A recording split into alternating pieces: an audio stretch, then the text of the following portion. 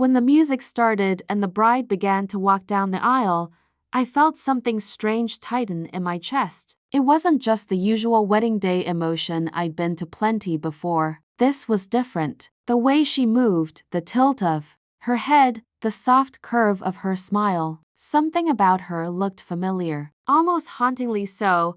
I brushed it off at first. Weddings can do that, stir up memories, blur faces. But as she got closer, I saw her eyes. Hazel green, flecked with gold. Eyes I had once seen in a mirror, not my own, but in a set of printed photos from a fertility clinic years ago. My frozen embryos, my stored eggs, my hope. I remember clutching the pew in front of me, the flowers trembling in my lap. My mother leaned toward me and whispered, "Are you all right, dear?" But I couldn't answer. All I could do was watch my brother, Aaron, standing at the altar with that serene smile on his face, waiting for the woman who, without knowing why, made my heart twist with something close to dread.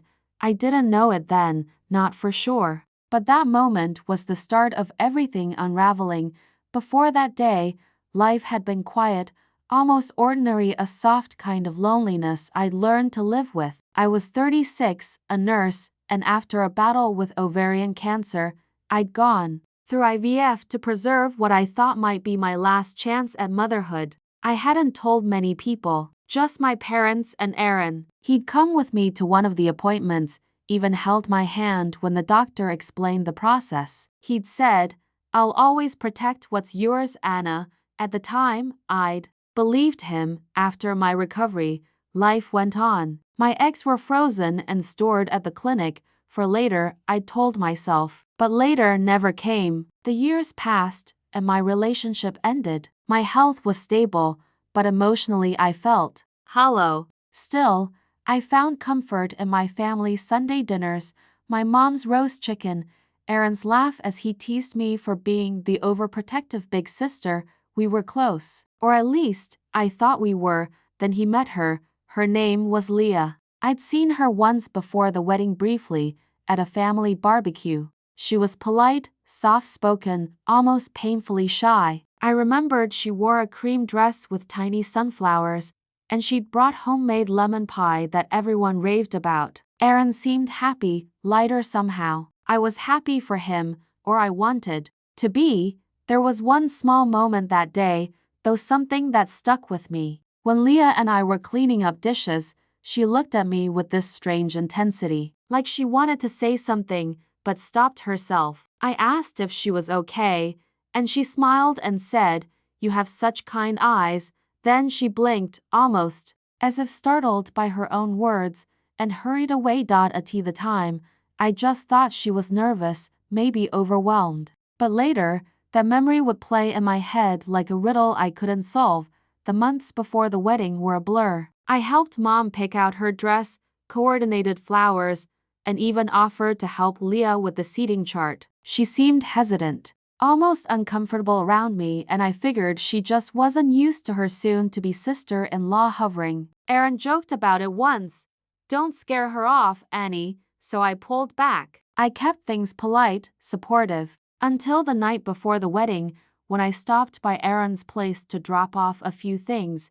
That's when I saw it, a small white envelope sitting on the kitchen counter, partially tucked beneath some mail. The clinic's logo was unmistakable. The same fertility clinic I'd used. My name wasn't on it, but my stomach dropped. I knew that letterhead. The same shade of pale blue, the same embossed initials. I froze. My hand hovered over it, trembling, before I pulled away. Maybe it was a coincidence, I told myself. Maybe Leah had fertility issues too. Maybe it was nothing. But that night, I couldn't sleep. My chest felt heavy, and an unease I couldn't name kept me awake until dawn. At the wedding, when Leah walked down that aisle, everything clicked at once. The shape of her face, the hazel green eyes that mirrored the embryo photo I'd once stared at through tears, the familiarity I couldn't explain.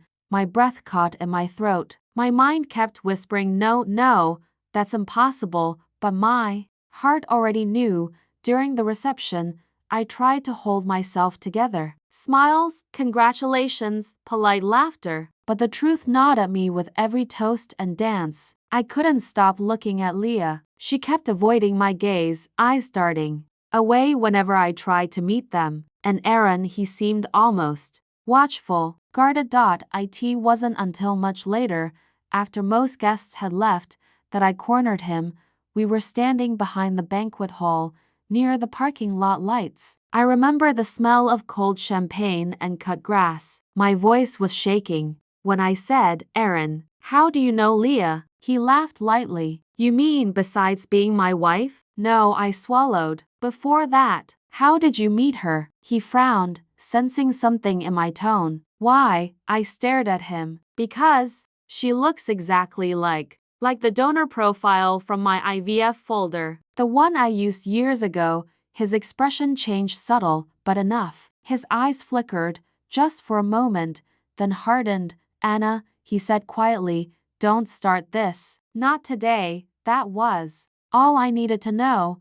My heart dropped so fast it made me dizzy. "You didn't," I whispered. "You didn't use my..." He looked away, jaw clenched. "It's complicated." I felt the world tilt. My knees nearly buckled. "You used my eggs without telling me." Without, my voice broke. "How could you do that to me?" He stepped closer, hands raised as if to calm me. "Anna, you don't understand. You weren't going to use them. They would have been destroyed. Leah, she couldn't have kids. She's been through hell. So you decided to give her my child?" I gasped. "My DNA, my future, without even asking?" He sighed, running a hand through his hair. "It's not that simple. Mom knew. We did it for family." "Mom knew?" That word sliced deeper than anything else. I couldn't speak. I just stared at him, trembling, as something inside me, the trust, the warmth, the sisterly love I'd carried all my life, cracked open and fell apart. He said my name again, soft, pleading, but all I could hear was the echo of his promise. "Years ago, I'll always protect what's yours, Anna." And in that moment, I realized he hadn't protected it. He'd stolen it. I don't remember much of what happened after that moment, only flashes. My mother's voice in the distance, laughter from the reception hall, the muffled thump of music behind closed doors. I stood under the buzzing parking lot light, numb and cold, trying to hold my breath steady so I wouldn't cry in front of him. Aaron reached out as if to comfort me, but I stepped back. His hand froze midair. "Aaron," I said quietly, "tell me the truth. How long have you known?" He hesitated. That was answer enough. I turned and walked away, leaving him standing there among the discarded confetti and wilted roses. That night, I didn't sleep. I sat in my car outside my house until sunrise, staring at nothing. The world felt suddenly foreign. My home, my family, even my own body. I kept thinking about the word complicated. That's what he'd called it. What part of taking something so intimate, so deeply personal, was complicated? It was betrayal. Pure and simple. 8 a.m., my mother called. "Anna, where are you? You left so suddenly last night. Are you feeling all right?" Her voice sounded nervous, not worried exactly, but strained, as if she knew something. "Mom," I said, my throat tight. "Did you know about Aaron and Leah using my eggs?" There was a pause. Then softly, "Anna, please don't make this harder than it has to be." I felt my stomach drop. "So it's true. It was meant to be a blessing, sweetheart. You weren't using them. They were going to discard them. Aaron and Leah, they wanted a family. We thought I interrupted, my voice trembling. "You thought you had the right to make that decision for me?" Her sigh was heavy, tired. "You were so broken back then, Anna. After the treatments, the breakup, you said yourself you didn't want to think about children anymore. That doesn't mean they weren't mine." I shouted. There was a sharp silence. Then her voice cracked slightly, defensive. "Leah's baby. She's your niece, Anna. Think of it that way." My hand shook as I held the phone. "No, Mom. She's not my niece. She's my daughter." The following weeks were a haze. I couldn't focus at work. I couldn't eat. Every time I closed my eyes, I saw that little girl, the child Leah had posted about on social media months earlier. Her name was Maya. She was 3 years old, with curly brown hair and those same hazel green eyes that haunted me. I'd liked that post once, not knowing. I'd commented something like she's beautiful, Leah, and now, knowing the truth, I felt sick. I tried to reason with myself. Legally, biologically, emotionally, everything was tangled. But one thought wouldn't leave me. That little girl had my DNA, my features, my bloodline. And no one thought I deserved to know. After 2 weeks of silence, Aaron finally came to my door. He looked exhausted, shadows under his eyes. "Anna, please," he said softly. "We need to talk." I let him in, but my face was cold. I couldn't find warmth for him anymore. He sat on the edge of my couch, wringing his hands like a guilty child. "I didn't mean to hurt you. When you got sick, I thought you'd never want to go through that again. Leah and I tried everything. Nothing worked. The doctors said her body couldn't carry her own eggs. I remembered yours, and I thought maybe stealing from me would fix it." I cut in sharply. His voice wavered. "I asked Mom what to do. She said you'd want to help family, that if you were healthy enough, you'd agree, so you just decided for me." He looked down. "It wasn't like that, yes, Aaron." It was exactly like that. I stood by the window, gripping the curtain until my knuckles turned white. "Do you have any idea what that meant to me? Those eggs were all I had left of that part of my life. I kept them because they were mine, not to give you the family you wanted." He looked up, eyes glistening. "I know. I was desperate. We were desperate." The quiet stretched between us. Finally, I asked, "Does Leah know?" He hesitated. "She knows now." I blinked. "Now, she didn't at first," he admitted. "We told her it was an anonymous donor, but when the child was born, she started noticing similarities. I told her the truth a few months later. She wanted to tell you, but I stopped her." "Why?" "Because I knew you'd hate me," he whispered. I stared at him, stunned by the simplicity of it, as if protecting himself from my anger justified stealing my future. "Get out," I said quietly. He didn't move. "Anna, please, get out of my house, Aaron." He stood slowly, tears sliding down his face. "I wish you could forgive me." I didn't answer. I just turned away.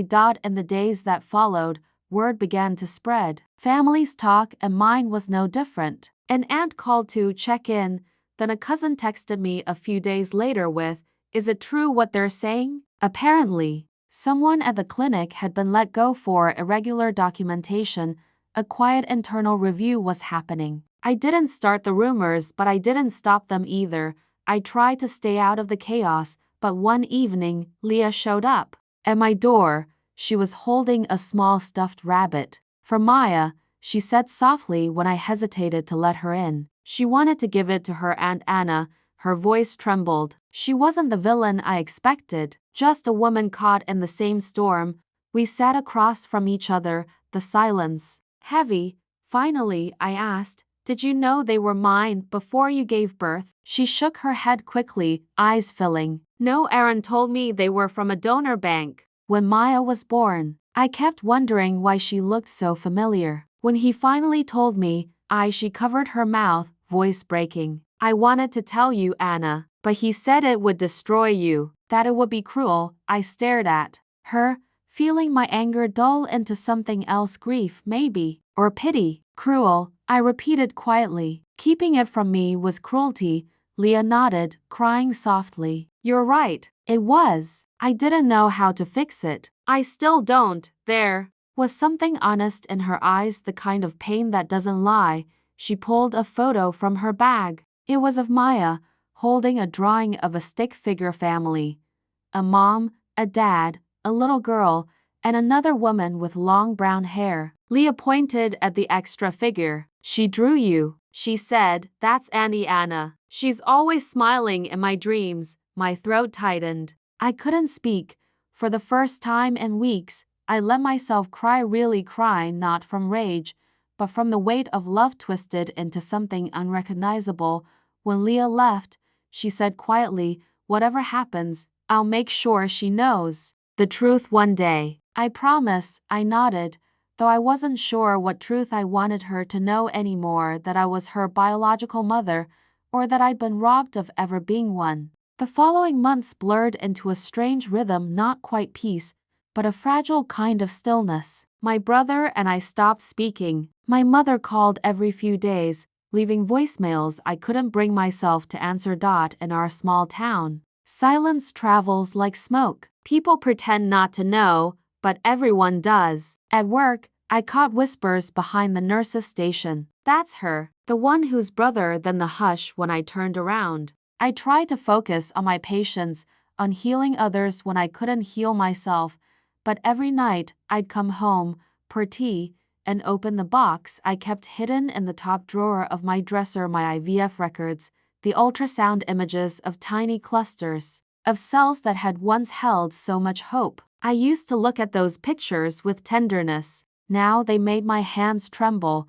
One evening in late October, I got an unexpected call from the clinic director. His tone was careful, professional, but I could hear the unease beneath it. "Miss Gardner, we've completed our internal audit regarding your files," he said. "It appears your brother and his wife gained access through falsified consent forms. I'm truly sorry." The room spun a little. "So it's confirmed," I whispered. "Yes, the embryos in question were indeed yours. We are reviewing legal and ethical consequences." Legal, ethical, such neat, sterile words for something so devastatingly human. I thanked him, hung up, and sat in silence. My hands were shaking, but inside, a strange calm began to form. For months, I had been lost in disbelief and grief, but now, I had confirmation and with it power.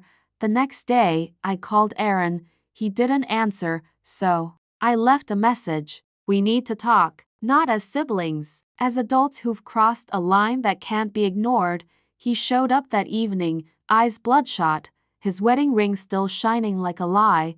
I didn't offer him tea. I just handed him the printed report from the clinic. "Read it." He scanned the pages, jaw tightening. "I know what it says." "Good," I said quietly. "Then you know this isn't just about family anymore. It's about consent. It's about theft." He sighed, rubbing his temples. "What do you want me to say? That I'm sorry again? That I'd undo it if I could? I want you to own it, Aaron. To understand what you took from me." His voice broke, then raw, desperate. "I wanted to be a father. You don't know what that's like, Anna." Watching Leah cry month after month, hearing the doctor say no again and again. "I thought you deserved my chance more than I did."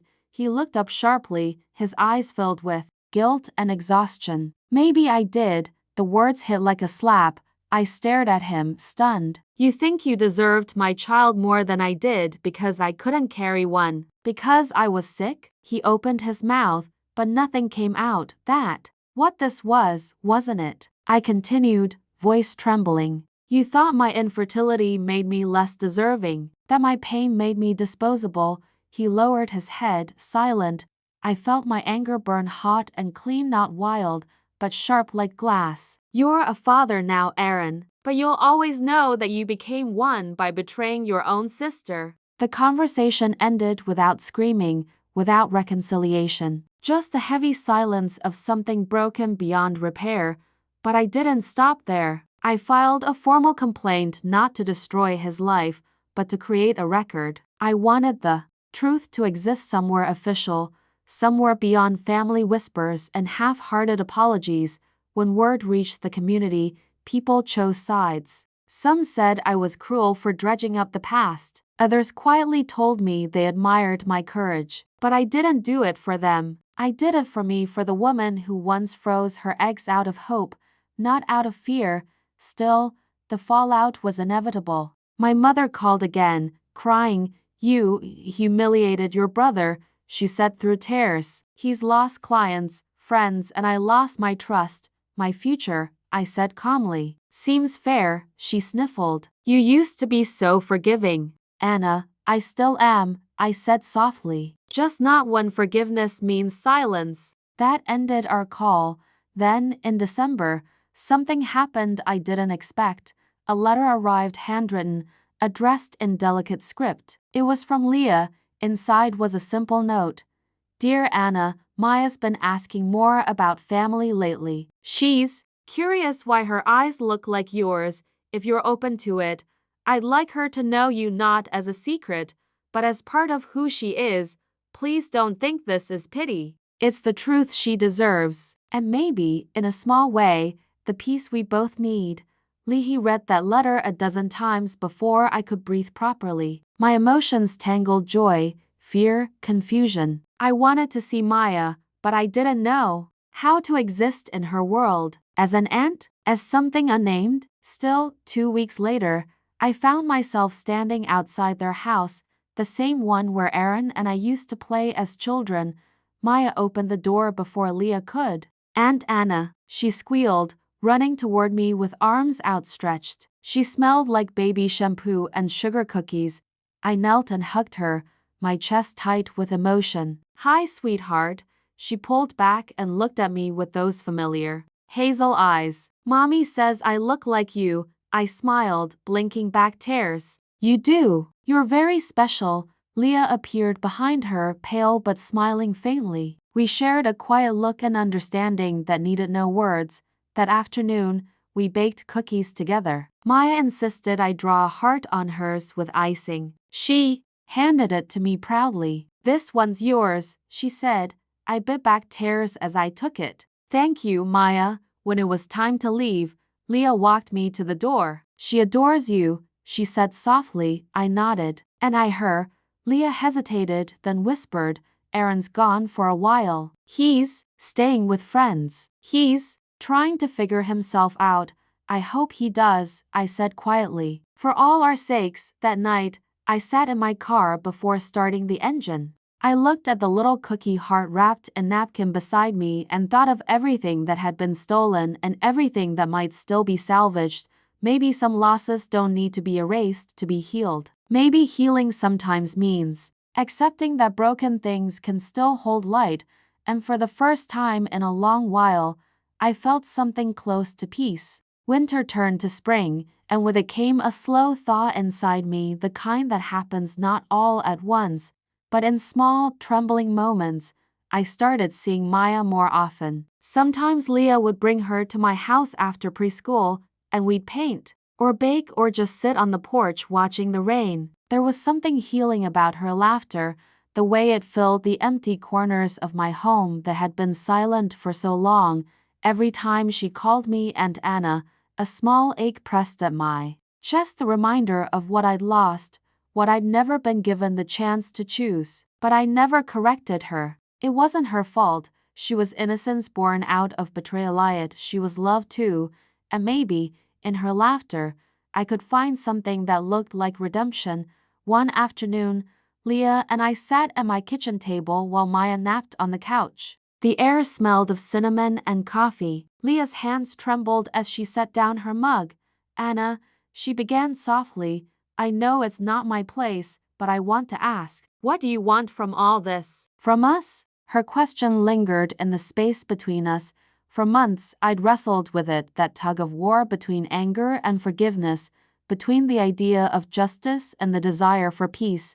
I looked out the window, watching the rain streak across the glass. "I don't know if I want anything, Leah," I said finally. "At least, not the way I used to. I thought I wanted an apology. Then I thought I wanted revenge. But none of that gives me back what was taken. I just want to live without bitterness." She nodded, tears pooling in her eyes. "You have every right to hate us." "I don't hate you," I said quietly. "I hate what was done, but I see you. I see how much you love her."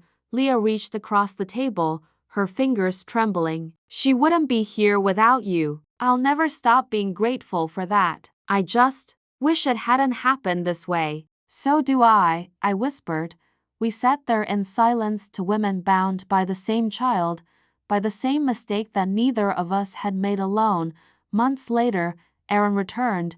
He showed up unannounced one Sunday afternoon while I was folding laundry. I heard his car door slam, the crunch of gravel under his shoes. When I opened the door, he looked thinner, older. His eyes carried something I hadn't seen before: humility. "Hi," he said quietly. "Hi," I replied, unsure what else to say. He shifted his weight. Can I come in? I hesitated, then stepped aside. He looked around the living room, the same one we used to decorate for Christmas, the one where we played cards with Dad when he was still alive. The same room that had once felt like home to both of us. I've been going to therapy, he said after a long pause. They told me to make amends if I can, not to expect forgiveness, but to tell the truth. All of it. I folded my arms. I've heard plenty of your truth already, Aaron. I know, he said, voice low. But you need to hear this. I didn't just take your embryos out of desperation. I took them because I couldn't stand the idea of you moving on before me. You've always been the strong one, the one everyone looked up to. I was drowning, and when Mom said it might be possible, I took it. I told myself it was love, but it was envy. I wanted something that was yours because I didn't know how to be enough on my own. For a long time, neither of us spoke. His confession hung in the air, raw and heavy.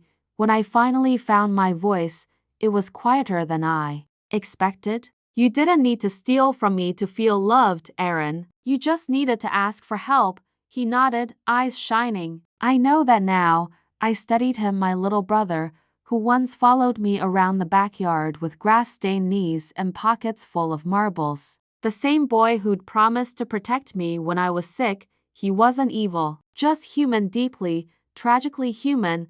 I can't forget what you did, I said softly. But maybe, one day, I can stop letting it define us. He swallowed hard. That's more grace than I deserve. Maybe, I said. But it's the only way I know how to move forward. He nodded slowly. Thank you. We stood there in awkward silence until I finally said, she looks like you know. Maya. The way she scrunches her nose when she laughs. His lips trembled into a small smile. Yeah, but her heart, that's yours. I didn't answer. But for the first time, I believed him. After he left, I sat for a long time on the couch, staring at the quiet house. The past few years had stripped me bare, but somewhere in that emptiness, I had found truth. Family isn't only built on blood or DNA. Sometimes it's built on choice, on the decision to show up, even when it hurts.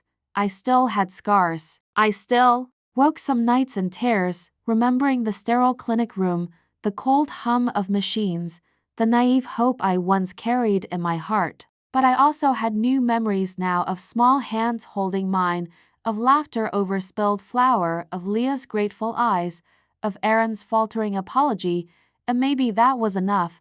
A few weeks later, I got a letter from the clinic again. This time, it wasn't about investigations or reports. It was an update. My remaining embryos, the few that hadn't been touched, were still viable. I could choose to renew storage, donate, or release them. For days, I stared at that letter, unsure what to do. Those tiny frozen pieces of possibility had once defined me, then destroyed me. Finally, one morning, I drove to the clinic and signed the release form. I wasn't giving up. I was letting go. When I stepped outside, the air smelled of rain and lilacs. The wind was cool against my face, and for the first time in years, I felt light. That night, I wrote in my journal something I hadn't done since before my illness. Some things we lose forever, and some we get back in ways we never expected. I didn't get back my child, or the time I lost, but I got back my voice, my dignity, my peace. Forgiveness isn't saying it was okay. It's saying it no longer controls me. And when I finished writing, I looked at the photo of Maya on my fridge, her bright eyes, her crooked little smile, and whispered, "You were born from betrayal, but you will grow in truth." Then I turned off the light. Sitting here now, months later, I still think about that night, the wedding, the letter, the day I finally met Maya. Some wounds never fully disappear, but they change shape. They become reminders, not prisons. I've learned that family isn't always about who shares your blood. Sometimes it's about who chooses to show up with honesty, humility, and love, even if it comes late. And sometimes family can hurt you deeply in ways you never imagined. That doesn't mean you have to carry that hurt forever. I won't pretend I've forgiven Aaron completely. Maybe I never will. But I've learned to separate his mistakes from my life. He made choices that weren't mine to bear, and I don't have to carry them anymore. And as for Leah and Maya, they've shown me that even when life takes from you, it can also give not what you expected, but what you need. If there's one thing I want anyone listening to take away from my story, it's this: protect your voice, your body, and your choices. Don't let anyone decide your future for you, even when they say it's for love, or for family, or for your own good. You deserve to be seen, respected, and honored. Sometimes justice isn't loud. Sometimes it's quiet, reclaiming your life, showing up for yourself, and finding peace in the chaos. Healing is not forgetting. Healing is standing tall even when the ground beneath you has shifted. So I ask you, quietly, from my heart, if you were in my shoes, would you have confronted the truth? Would you have fought for your voice even if it meant breaking your family? Life is messy, and so are people. But even in betrayal, even in loss, there is a way to walk forward with dignity. Thank you for listening to my story. If it touched you, or if you've experienced something similar, I'd love to hear your thoughts in the comments. Share your story, and maybe we can find a little healing together.